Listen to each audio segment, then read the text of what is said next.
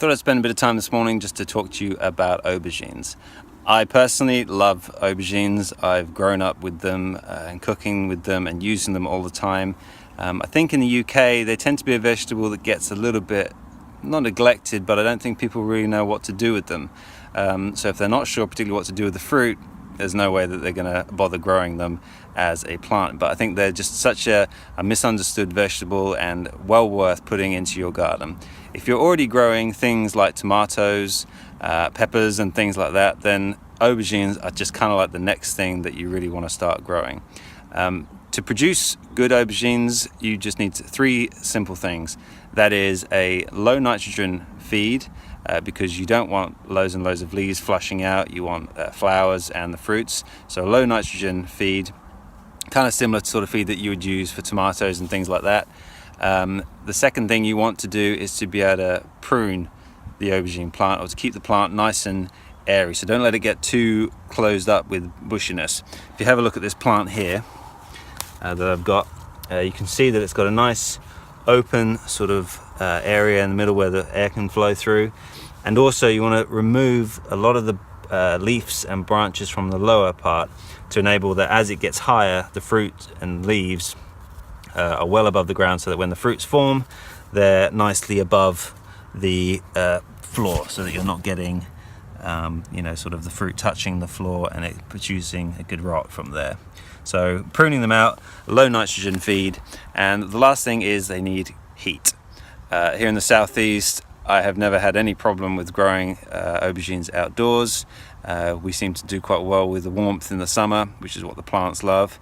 And so if you put them in a nice sunny location, maybe up against a wall. I mean, here this is up at the allotment, so it's not particularly up against any heated brick wall or anything, but they seem to grow perfectly well. There's a lot of varieties out there that you can grow, and this one particularly I think is known as Black Beauty. It does very well here in the southeast. I do have a few different varieties on the plant next door to it. You can see it's a different shape fruit. I can't remember the name of this one, but you can also tell the slightly different colouring in the plant. The stems of this one have a purple tinge to it, whereas the Black Beauty has a green one. I planted these all at different stages, and so that you should get a continuation of fruit through the seasons. These will fruit now. I mean, that plant there is ready to harvest. Now we're at near the end of August. Another Black Beauty that I've got here has got fruit on it, and so these should get all these plants kind of going right the way through from August, September, right through into October, as they gradually all come into season, and you should provide you with a good long season of aubergines. I think for cooking with them and using them, there's so many different varieties that you can use, but I think if you do anything with stews, curries, tagines, any kind of thing like that, is to take your aubergine and to burn it off all on the outside over a flame or on a barbecue or something till the outside is completely black. Just burn it, and the inside will go a nice smoky, mushy sort of texture. And then when you let it cool, remove the skin and put it into a tagine. It just adds that bonfire, smoky flavor into a tagine, which is so good. You can slice them thinly and griddle them with a bit of olive oil, salt and pepper and a bit of chili, and put them on bruschetta. They use them a lot in the Mediterranean. Again, by burning them off and mushing them up, adding them with things like lemon and garlic, you can make the Turkish baba ganoush, which is also a really great dish. So when you see your plants, and when they get to a nice kind of full size like this, the skin has a nice shine to it, all you do is you keep the stem on and just come along with your secateurs and cut it off, straight off from the top of that.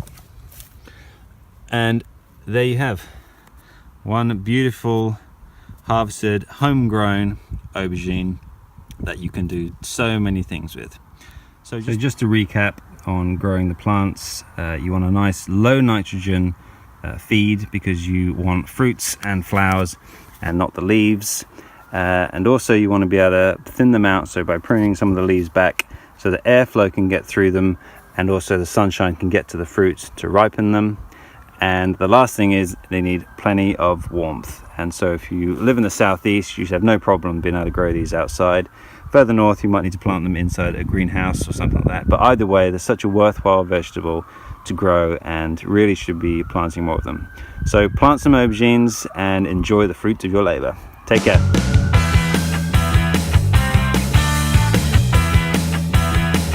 Welcome to Huffington Post. My name is Theo Randall and this is my recipe for the weekend. Now this recipe is using aubergines. So you've got these beautiful pale aubergines which come from Sicily. But you can use any kind of aubergine will do, as long as there's no seeds in the aubergine. And the way of telling that is by, if the aubergine feels quite light, generally means there's no seed in there. If you have the seeds in there, it tends to be much bitterer. So what we're going to do is we're going to boil the aubergine. I'm going to cut the aubergine up and then we're going to boil it in boiling salted water.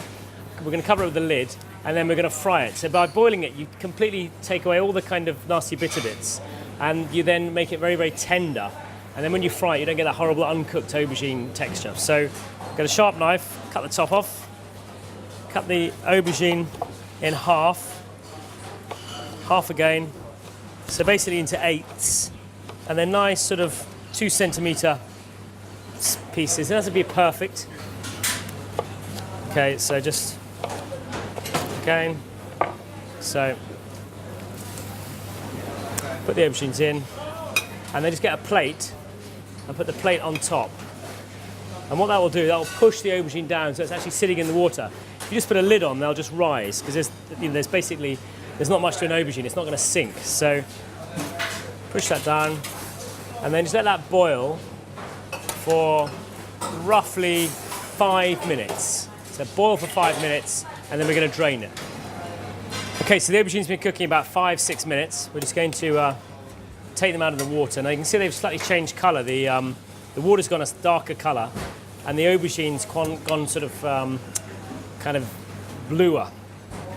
So we're just going to drain the excess water out, and then in another hot pan add some olive oil, quite a lot of oil, and then add the aubergines. So just get a little bit of colour. Just want to get a little bit of colour and just get the flavour. So the actual aubergine is cooked now, but we just want to get a little bit of colour just to get that sort of like, almost like caramelise the aubergine. Okay, so that's nice. Now just get some garlic. So peel a clove of garlic. And we're going to actually start making this sauce now. So from that pan, we've got the aubergine and the oil in there. We're going to add the garlic and add a little bit of chilli, some tomatoes, some plum tomatoes, and then some basil. And that just bring out all those lovely flavours. And that aubergine is almost quite meaty. I mean, this, you know, forget meat with this dish. I mean, the aubergine has such a texture that it is like eating meat. So a nice thin slice of garlic.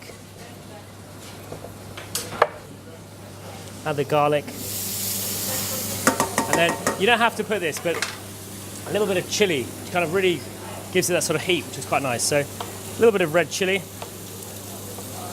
Not too much.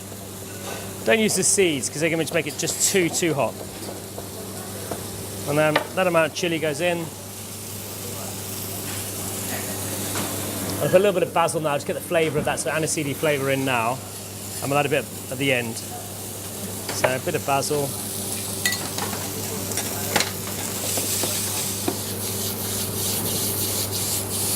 Just think of that. Smells lovely, that sort of slightly caramelised aubergine. Okay, and then tomatoes. You can use fresh tomatoes. If you can get fresh plum tomatoes, just blanch them, take the skins off, chop them up and throw them in. They'd be absolutely delicious. I've got some jarred ones here. So we'll just get a few tomatoes, pop them in, turn the heat down a bit. It's actually quite a quick sauce because the aubergine's actually cooked, so you're literally just sort of frying everything quite quickly. A bit more tomato. And then, sort of the tomatoes, if they're nice and ripe, will just break up. Chopped tomatoes, tin chopped tomatoes, always good.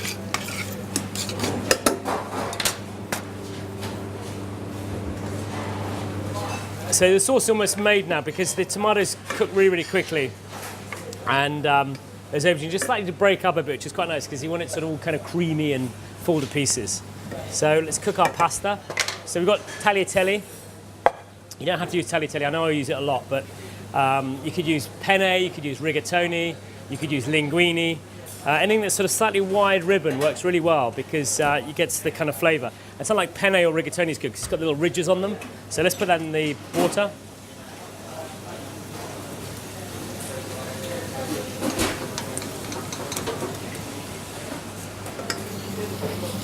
So the sauce is starting to smell really kind of sweet from those lovely tomatoes and aubergine. So you get a little bit of basil, a bit of fresh basil in there. And then I'm going to add a nice glug of good olive oil. And then we're just going to get some of the our pasta.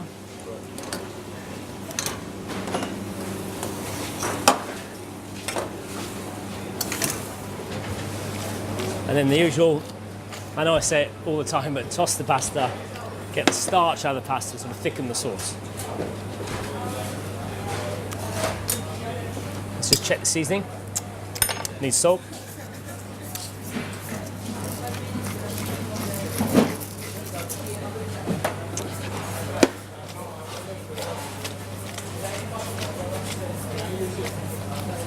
So, toss the pasta. And you can see that aubergine is really starting to, it's also broken up with the pasta. And there's not too much tomato sauce. It's not like really tomato saucy. It's just sort of kind of half aubergine, half tomato. And then I'll plate up.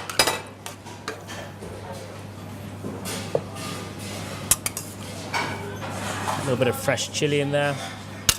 And then get a nice piece of parmesan. Bit of parmesan all over the top. Finish with a drizzle of good oil. There you have a delicious tagliatelle with aubergines, tomato, chili and basil.